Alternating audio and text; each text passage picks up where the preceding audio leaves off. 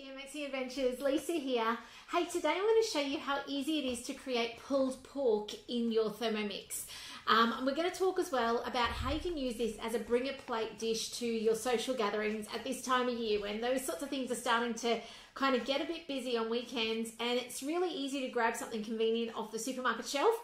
But usually that comes with a price tag, right? So if we can do this with what we've got in our home or in our freezer, and I'm going to talk about budget tips through it as well, then that's a win. So if you've not already, go over to TMXing Adventures and subscribe. Those who have subscribed, you've already got this download to your inbox. Those of you who haven't, it's about to go to the blog today. So keep an eye out there on the blog. And those of you who recently signed up, you'll get the blog notification. This has those bring a plate dishes that are easy, predominantly quite healthy, transport well, and also can be made in advance for a lot of them. So you can actually, yesterday's chicken nuggets, for example, you can put them in the freezer and freeze them and then bring them out and cook them as you need them. So that's super cool. They were delicious, by the way, even without the cheese. So today, let's talk about this pulled pork and how easy it is. Often pulled pork is something that seems daunting. It seems like it'll take a long time to make.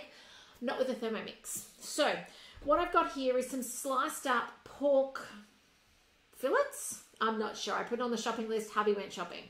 We're going to go straight to this recipe. Now, going with this recipe, I would suggest for entertaining, you make yourself brioche buns, or which you can find in my bakery challenge course on my website, or something like your pizza dough.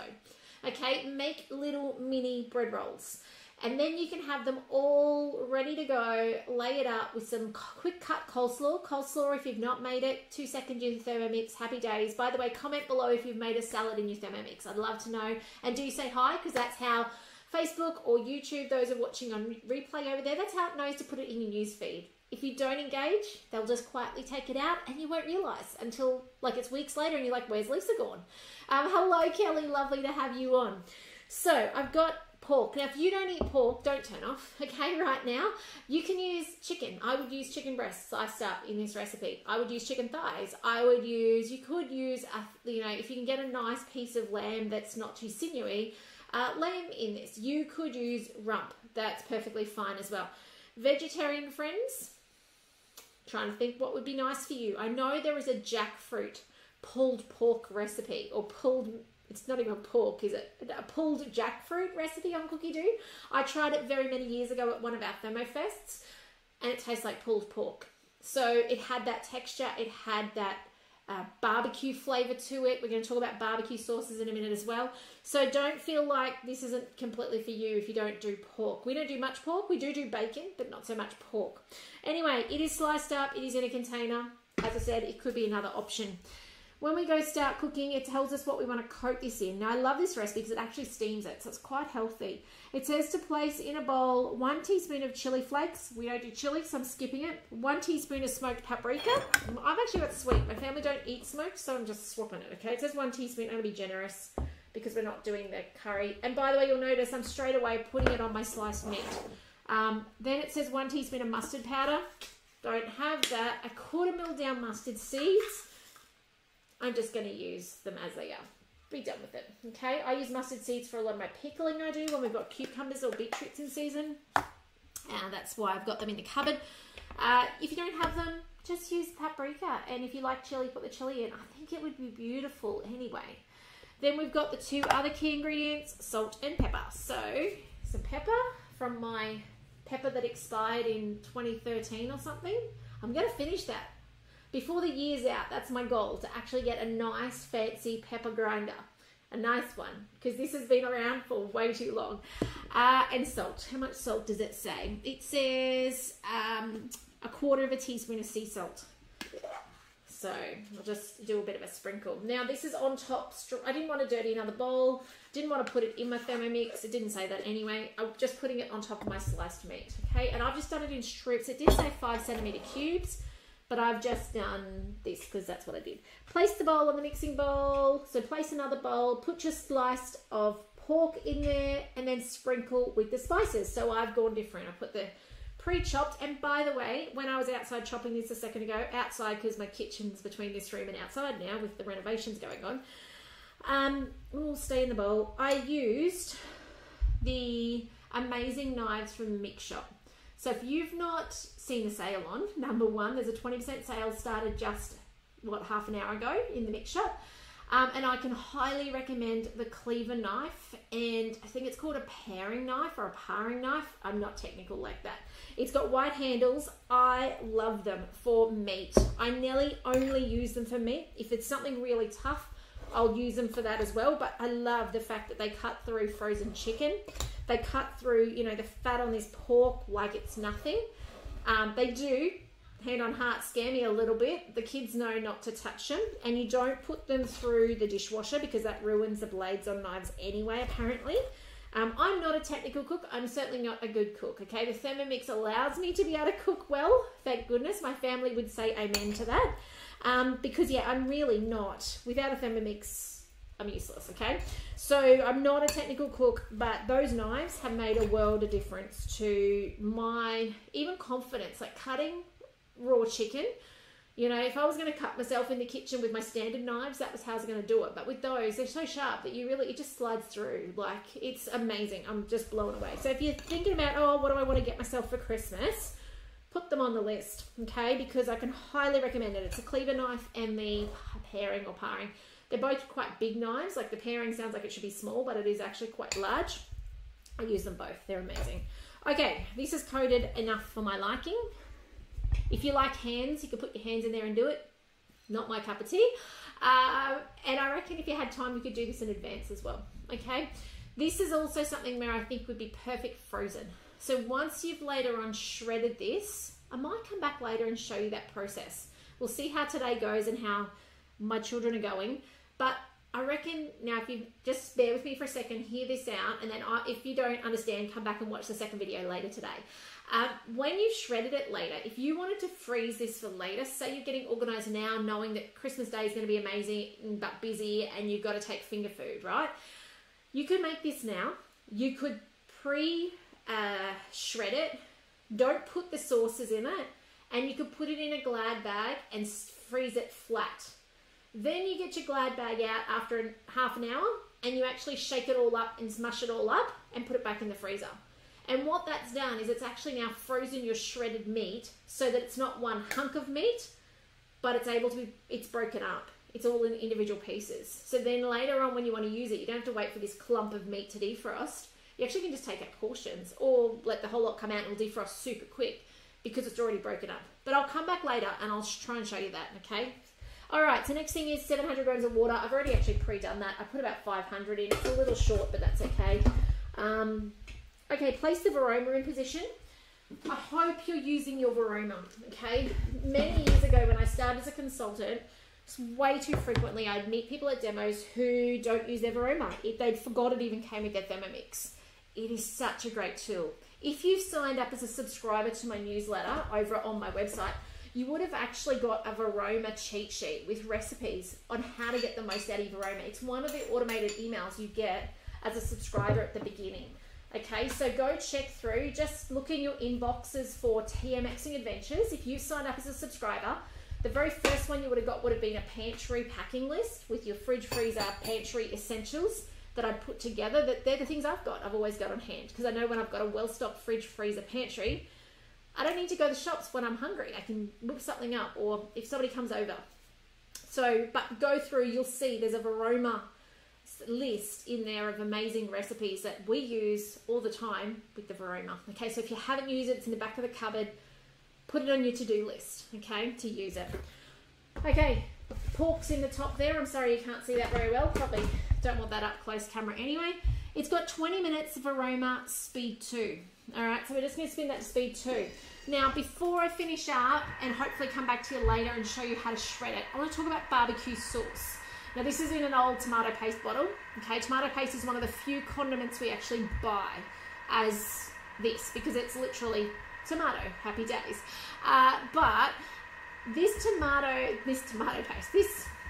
barbecue sauce, we always have barbecue sauce in the fridge. And if you remember a month or so back, we did a sauces series, and you can get that download from my blog on my website, TMXing Adventures. Scan that code or just head over there. This is always in my fridge. It's actually a sauce recipe. It's the hoisin barbecue sauce. from Cookie Dough. Okay, so go check that out. You can even make your own hoisin sauce with peanut butter. It's amazing. You'll never be able to buy it again once you've made it. Okay, but this recipe shortly, when we come back, we will be coating our shredded meat in some barbecue sauce and a few other ingredients to then load up on the buns. So it's as simple as that. Like, it doesn't get much easier. But I'll come back in half an hour's time and I'll show you how to shred it. I'll show you how you can store it. I'm not going to store it today. My kids are busting for this for lunch, so I won't be storing it. I may whip together a little coleslaw to go with it as well, because we do have some cabbage there in the fridge. But if you've not tried pulled pork in your Thermomix, even if you don't do pork, pulled chicken, pulled beef, whatever your preference is, and vegetarians, definitely try the jackfruit. It was impressive. I was actually super impressive. It's on Cookie Dough. Check it out. Give this a go. It doesn't have to be long to make something delicious like this, which traditionally, yeah, it felt like a long process. It's so simple and easy. So I'll come back soon, but otherwise, if I don't see you again, I hope you've enjoyed this video. I hope these inspire you to get more out of your Thermomix. That's what I turn up for. Remember to check out the website, TMXing Adventures. It's over there on the little QR code.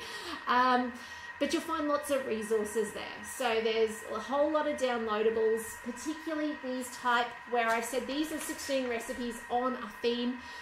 These are great. I use them. I put them together for you guys, but then I use them because there's times when you just don't have the brain energy to go, what am I going to make today? What am I going to make tonight? What's for this event? What things do I need in my fridge or freezer to make life easier? And that's what these are for. So if you are a printing type person like me, where you like to see them in person, and I know some of you are because I've been to your homes and you've got a folder of these things, that's okay, a display folder. I'm more like the laminating. The old teacher in me comes out. I like to laminate these before they get too dirty, and I have them on magnets on the side of the fridge. But these just, it takes that brain work out, and Cookie Dough is phenomenal. They're all on Cookie Dough, but sometimes that's overwhelming too. So to just have 16 to choose from, it's a perfect number. So anyway, find them in their blog, mostly over on TMXing Adventures. I think there might be a few under Learn More as well. If I can help you with anything, reach out. Don't be a stranger. I love to hear from you and know that you're loving and getting the most out of your Thermomix. But otherwise, I will see you, for those of you who come back later, for part 2, and I'll show you how to finish this recipe. So take care, and I'll see you then. Bye for now. Okay, welcome back to TMXing Adventures. This is part 2. I just want to show you how we can shred and store this meat so that it's ready for when you need it, when life gets busy. A little tip when you're taking your Varoma lid off is, I'm just moving the camera out the way, you want to actually flip it upside down, and that keeps the juices over the top, and then place it down. Obviously you'll be standing in front of your Thermomix, not behind it. Then you can lift this off, and it is your drip tray for your lid, is your drip tray for your Thermomix. Now we have heaps of capacity here. Like this was about 500 grams, I'd say, of pork. But you could do more, or you could multitask your machine. You could be doing some veggies for lunch while you're steaming this to put away for later. So remember, when we've got our Thermomix in this position where we've got an availability of a space, use it wisely if you can, or if you want to. All right, so I'm just going to put this beautiful liquid aside that's in the bowl. It does say to tip it out completely. It's a bit of a broth, so I'm actually happy to put, I'm going to leave some of it behind, but I'll probably reuse it later. We'll see how we go. So I'm just putting that into a bowl. It says to use 1 tablespoon in this recipe later, so I'm going to leave probably a little bit of a generous tablespoon in the bottom. Okay, only because I read ahead, by the way. So let's go on to the next step, and it'll tell us what to do. Discard the cooking liquid. Add the pork into the bowl. So this can go straight in. And then we're going to shred it. So in that goes. If it's not cooked properly, by the way, which it should if you've sliced it up small enough, just hit the back arrow and cook it a bit longer. You probably would only need another 5 minutes. Like if you've really loaded that up, you might need 5 more minutes on it. Okay. Next, insert the measuring cup into the mixing bowl lid. And now we're going to do some shredding magic. So shredding in your Thermomix is so easy. No matter what meat you've got, shredding it only takes seconds. It will save you a fortune. Have you ever looked in the deli at the shredded meat and the pricing on it? you can do it yourself. Okay, so on with the lid. Let's do this. 10 seconds, speed 4. I actually think 10 seconds is a bit long, but let's see how we go. It's going up slowly because it's hot. That's fine. That's a safety mechanism. I'm going to stop it early only because I don't want to over shred it. I don't want to over pull it because otherwise you do end up with a bit like a paste. Okay, no, it does need longer. Have a look at that. You guys see that? It's still chunky. That's okay. Trust the machine. Look at the mess I made. Up to speed again. Let's let it finish.